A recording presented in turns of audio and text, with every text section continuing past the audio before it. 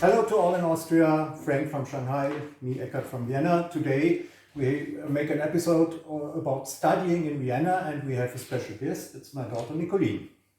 欢迎大家来看我们这一集特别的节目我们这一集呢介绍一下就是在维也纳的一个大学生活。我们请了个特别嘉宾，就是 Nicoline， 是Eckart 的小女儿，她来这个亲自给我们说一下啊，大学里面是怎么学习的和生活的。Nicoline is studying law in Vienna. She's 23 years old and she's quite successful and she can answer some questions to describe how studying in Austria is.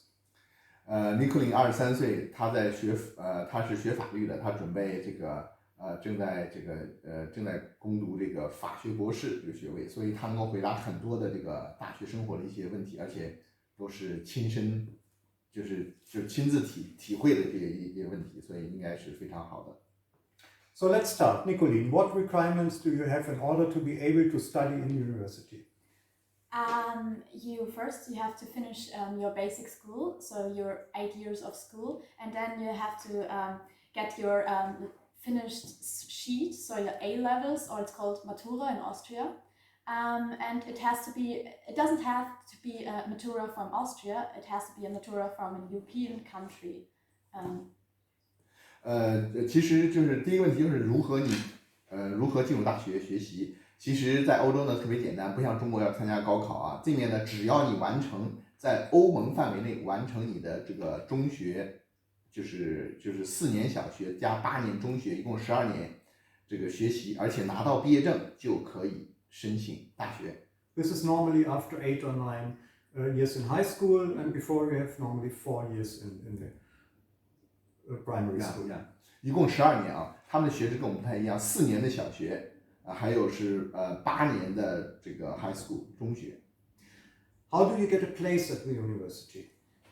That's actually pretty easy. You just need this sheet, this finished school, this Matura, and then you just look up for a university you want to study at and sign in. 这个申请这个大学很简单啊，就是你只要拿到你的这个毕业证啊，当然这个毕业证你必须通过这个毕业考试啊，拿到毕业证以后，你就在相关的大学这个网站上登记就可以了。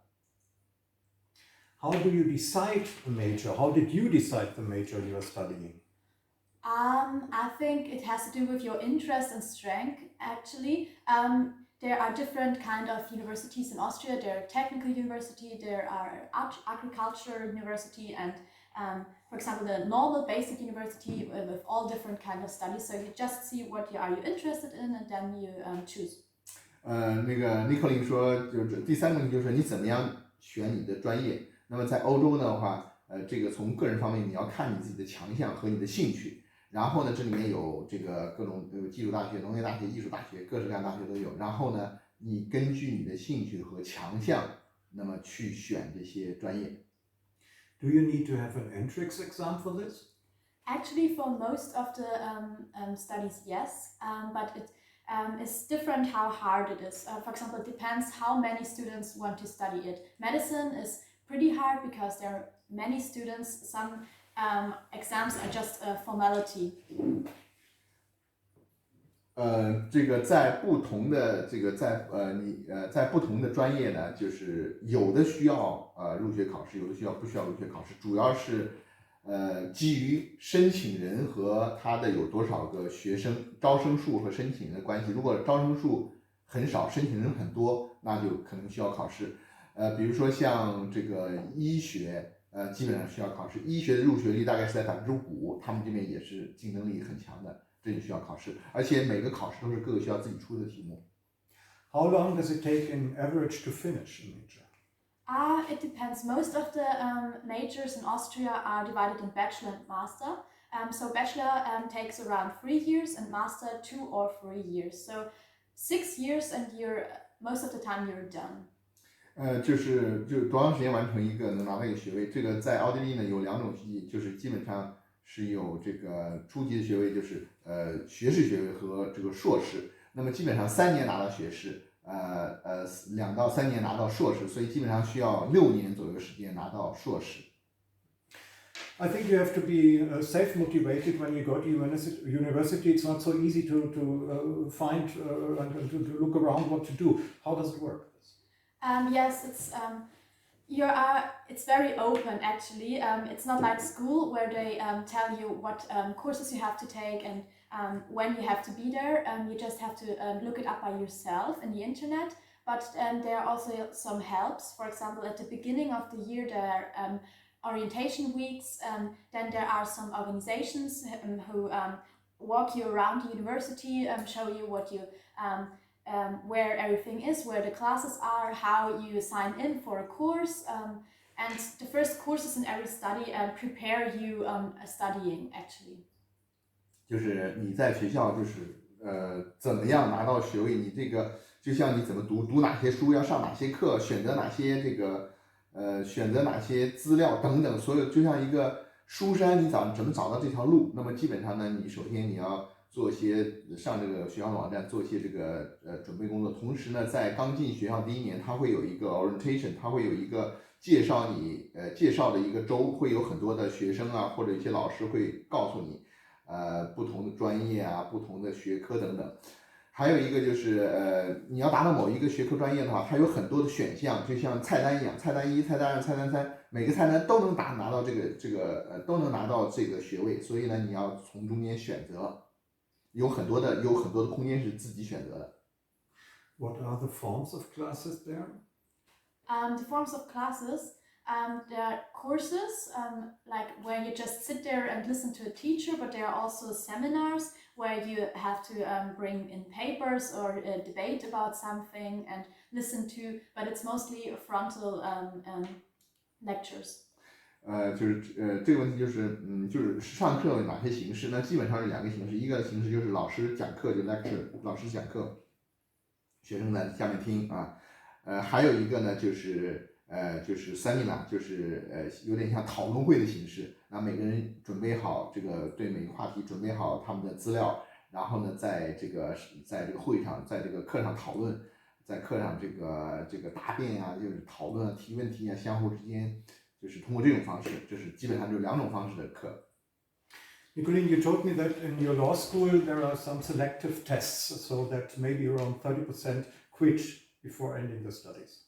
Yes, Austria only needs a number of people who finish a study. For example, we need a certain percent of lawyers, and so they sometimes they have entrance tests, and sometimes they have just very hard exams at the beginning of your study, who like divides the people into the ones who get it and the ones who can keep on studying and the ones who just had to change the study. 就是在一些专业，它里面有一个叫做挑选考试，就是在学期刚开始的时候，它会有一个考试，然后会挑选出一些适合的人，那么没有被选中的人可能就要换专业。这个是主要是指法学院啊，这个学法律专业的学生会有这种选拔考试。Is it possible to have a second degree? Yes, of course. You can have as many degrees as you want, actually, but it's quite hard to study 2 studies at the same time because it's just a lot of work, but it depends on the field. And you can sign in at different universities at the same time, and you can study different studies at the same time. 就是这个问题，就是能否选择第2个专业，其实这是在于你。如果你有精力，而且课时之间不冲突，你可以选择第2、第3个或者多少专业都可以，或者甚至选择在不同的这个学校之间都可以这样学习，就是 depend on 你的这个能力和时间的安排。There's a special organization at university, it's Erasmus, and where the students can go abroad. Can you tell us something? Yes, that's kind of organization where you don't have to pay that much money, and they organize an exchange to European countries and also outside from Europe, but mostly European countries, and there you can just keep on with your studies without losing time, but have the experience of an exchange.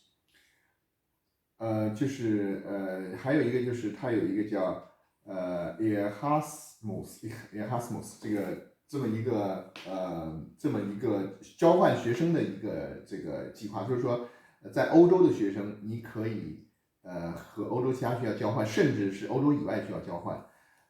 这个呢，这种交换学生的方式是在经济上是比较省钱的，因为它是交换生嘛，那边学生过来，这个学生过去是这么一个计划。My elder daughter Henriette is studying in Italy now, in Naples, and Nicoline is going to Amsterdam next year. Yes. 就是艾克尔的大女儿呢，她是学医的，她现在在那不勒斯，她明年呢就要换到这个阿姆斯特丹去了，她就是这个Erasmus 的这种交换生计划。Now I want to talk about a big difference to China. How often do you have to be present at class? It depends on the study, but actually I don't have to be at class, only for the exams. It's very free and you can just choose the courses. For example, there are courses you have to be there, then if you don't want to, then don't choose the course. So you don't have to go to the university, for example, when you study law. 就是你是不是一定要去上课？这个事情在欧洲呢比较自由，基本上，你只要能够通过考试，没有一个硬性要求你要去上某些课啊。那么有可能在某些课程会有一些要求说你必须来上课，这个几率，这个几率比较小。How do you graduate from studies? Do you have a dissertation? Something like that. You have to write a paper, an essay at the end. It's about 30 pages about something which is connected to your study, and then sometimes you have a little test about it. They ask you 2-3 questions, but it's more like the writing part, and when you have that for the bachelor and for the master. 对，就是说你毕业是不是要考试或者是论文答辩？那么基本上是论文答辩，有可能会带一些小的问题回答，其实也就是属于论文答辩的一部分。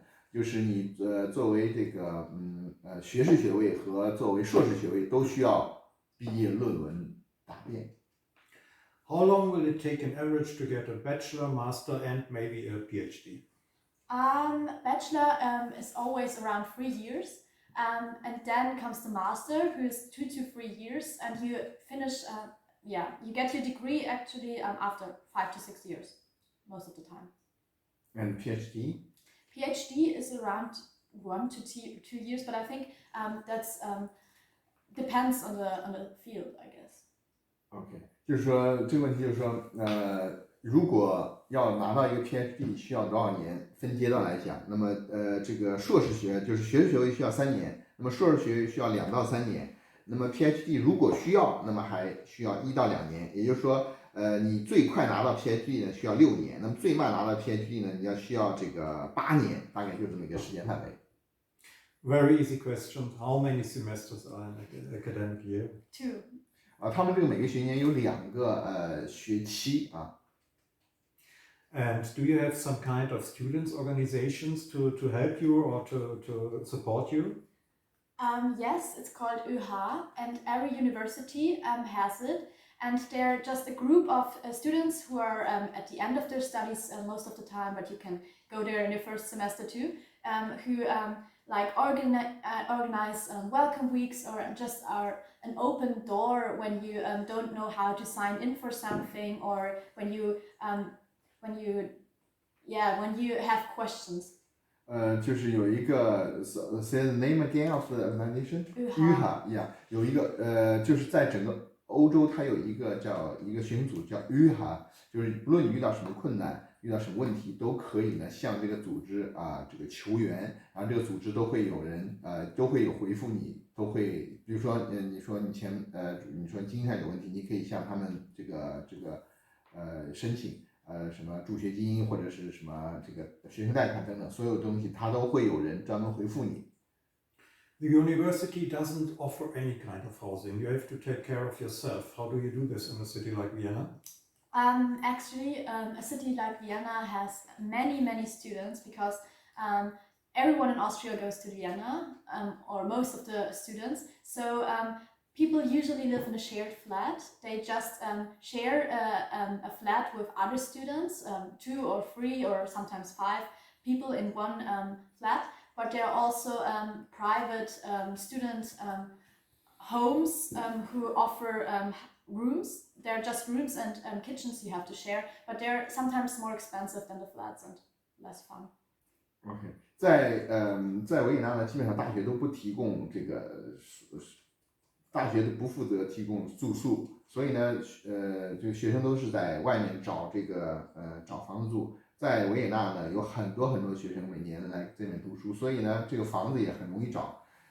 他们基本上是这种分享式公寓，2到5人啊，这种share一个公寓。还有一个稍微贵一点，就是所谓的student house， 就是学生别墅类似，可能稍微贵一点，里面有各种的设施都比较齐全。就是说 student house are better than the share flat， 这个稍微贵一点的是。Yeah, they are more expensive.